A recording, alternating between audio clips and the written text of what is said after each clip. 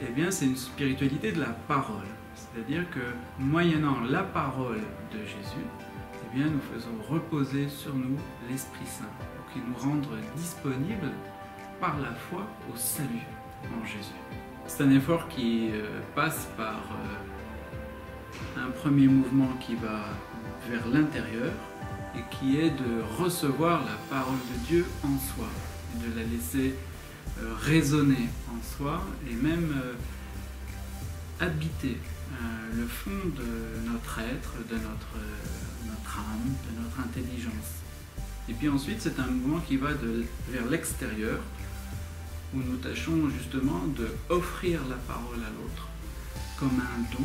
Il y a un don qui va transformer la personne parce que lui-même va la recevoir. Et donc déjà dans l'Ancien Testament, les Juifs, ainsi que d'ailleurs tous les peuples antiques qui prenaient leurs écrits religieux pour des écrits révélés, eh bien tâchaient de s'assimiler la parole.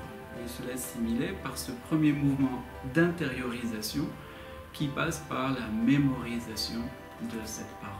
Et ensuite, effectivement, aussi il la proclamait sous une forme diverse.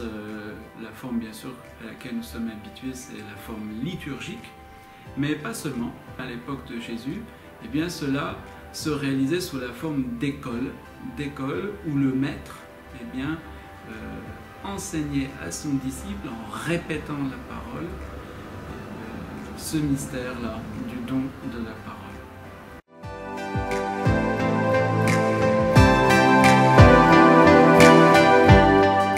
Le Seigneur lui-même a pratiqué cette spiritualité. Nous le savons tous, il n'a rien écrit. S'il n'a rien écrit, c'est que précisément il pratiquait l'oralité telle qu'elle était pratiquée en son temps. Le Seigneur, lui, a remis aux disciples un évangile, son évangile, la bonne nouvelle, un enseignement complet sur différents sujets, de façon purement orale. Et donc nous-mêmes, comme chrétiens, nous devons nous réapproprier eh bien, ce don de la parole interpersonnelle qui s'est réalisé de manière suréminente dans le Seigneur Jésus, qui est justement la parole de Dieu devenue homme. Et non pas simplement lire l'évangile sur du papier, parce que nous perdons quelque chose de la relation interpersonnelle avec Jésus. Donc lorsqu'on apprend la parole de Dieu, c'est le Verbe même de Dieu qui vient habiter en nous. Il vient réaliser en nous une œuvre de purification, il vient augmenter en nous la foi et il vient d'une certaine façon nous recréer, car la parole de Dieu est créatrice. D'où l'importance de mémoriser, de m'enduquer, mâchonner la parole, de la laisser dans la bouche pour qu'elle puisse justement eh bien, pénétrer notre chair, pénétrer notre intelligence et pénétrer aussi notre inconscient. Et ce faisant, eh bien, faire descendre l'Esprit Saint dans la totalité de la personne humaine.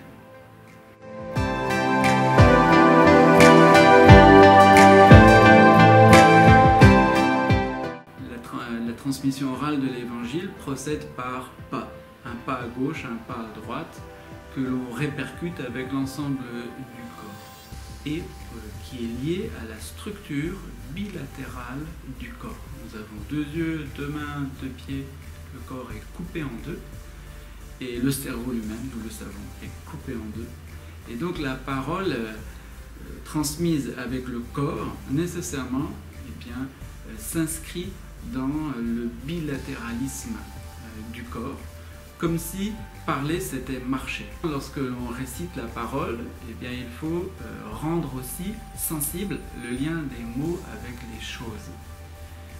Que ce soit du point de vue des formes ou que ce soit du point de vue de la relation à autrui. Et une juste proclamation orale de la parole fait donc des gestes mimétiques des choses, parce que la parole initialement est un mime du monde. Et puis aussi des gestes d'adresse à autrui qui donnent de l'énergie, une certaine intensité à la proclamation et qui sont aussi essentielles à la relation avec autrui et à la relation avec le Seigneur. Stupéfait des choses qui étaient dites sur lui. Et Simeon les bénit et dit à Marie, sa mère, voilà, celui-là est posé pour la chute et pour le relèvement de beaucoup en Israël, et pour être un signe de contestation. Et dans ton âme, donc, à toi, passera un glaive.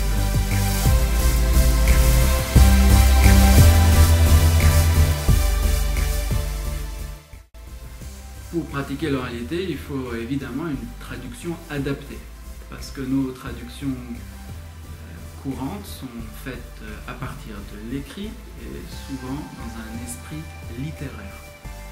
Alors que la parole orale répond à des structures rhétoriques et même anthropologiques fondamentales qu'il faut savoir restaurer dans nos traductions si on veut qu'elles puissent être l'objet d'une transmission orale, soit vers l'intérieur, dans la mémoire, soit vers l'extérieur, dans la proclamation.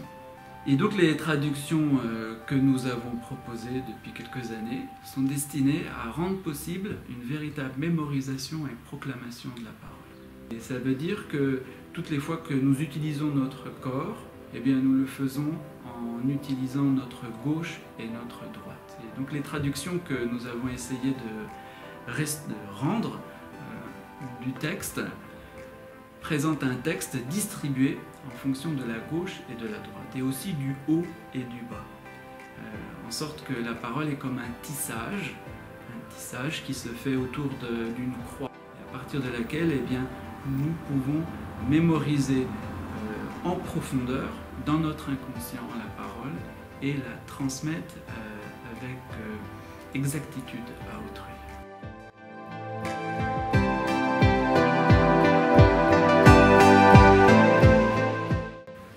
L'école d'oralité, on la monte très facilement avec un petit groupe de 7 personnes.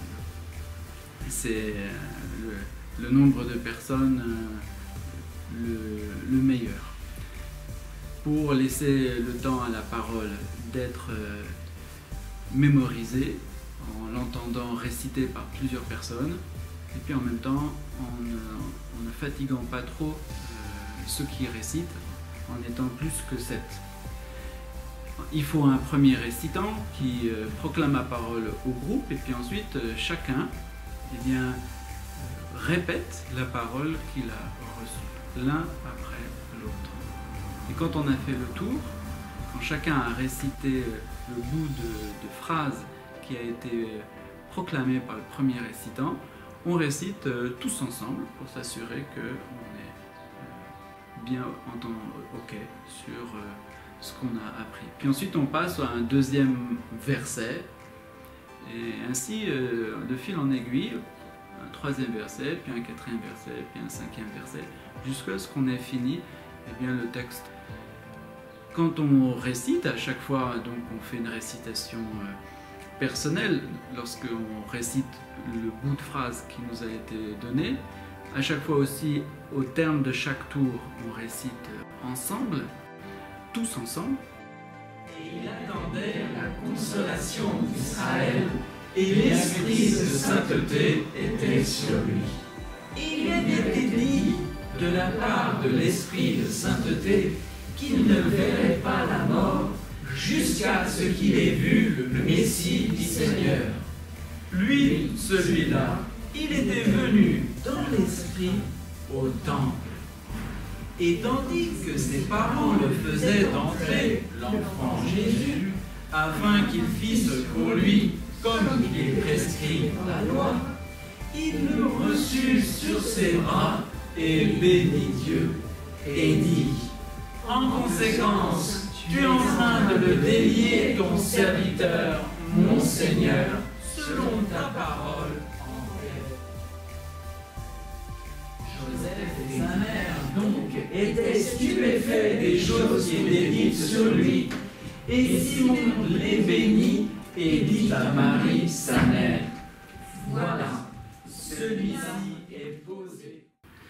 Et puis, quand on a fini d'avoir récité tout le récitatif, souvent nous passons à une récitation alternée, c'est-à-dire que le groupe se scinde en deux, conformément à la bilatéralisation du texte. Un groupe récite la partie de gauche, un autre groupe récite la partie de droite, et ainsi, eh bien, on fait une récitation croisée en chœur alterné. Cette récitation en chœur alterné est très ancienne, et la liturgie de l'Église en est largement tributaire. Jusqu'à ce qu'il ait vu le Messie du Seigneur. Lui, celui-là, qui était entré par l'Esprit au temple. et tandis que ses parents le faisaient entrer, L'enfant Jésus, afin qu'il fisse pour lui, comme il est prescrit dans la loi, il le reçut sur ses bras. et il bénit Dieu et dit: En conséquence, tu es en train de le délier, ton serviteur. Mon Seigneur, selon ta parole, en fait, De la part de l'Esprit de sainteté, qu'il ne verrait pas la mort, jusqu'à ce qu'il ait vu le Messie du Seigneur. lui, celui-là, Était venu par l'Esprit au temple. et tandis que ses parents le faisaient entrer, Le garçon, Souvent en école, nous récitons le texte du dimanche. Le but, c'est de se préparer tout au long de la semaine à la proclamation eucharistique de la parole. Comme faisaient les Juifs. Les Juifs méditaient le texte de l'Ancien Testament qui allait être proclamé au Shabbat. Le Shabbat étant la fin de la semaine. Donc de cette façon, nous aussi, on peut pendant toute la semaine se préparer par la méditation et la récitation à la célébration ecclésiale, communautaire et eucharistique de la parole de Dieu.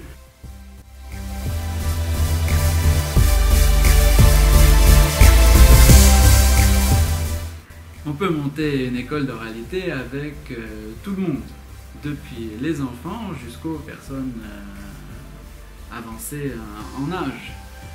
Il n'y a pas de conditions particulières. Les enfants sont très disponibles à la mémoire parce qu'ils sont encore jeunes, ils sont encore frais, ils n'ont pas d'a priori. Mais du moment qu'on éprouve la grâce de la spiritualité de l'oralité, dès que l'on sent la beauté de contenir la parole dans son cœur et de la proclamer à autrui comme bonne espérance, eh bien, on peut pratiquer une école. Donc on peut pratiquer une école en famille, on peut pratiquer une école en église, ou on peut pratiquer une école même dans la rue, du moment que le texte soit pas trop lourd, et on peut seulement ainsi proposer à autrui la joie de proclamer la parole de lui-même.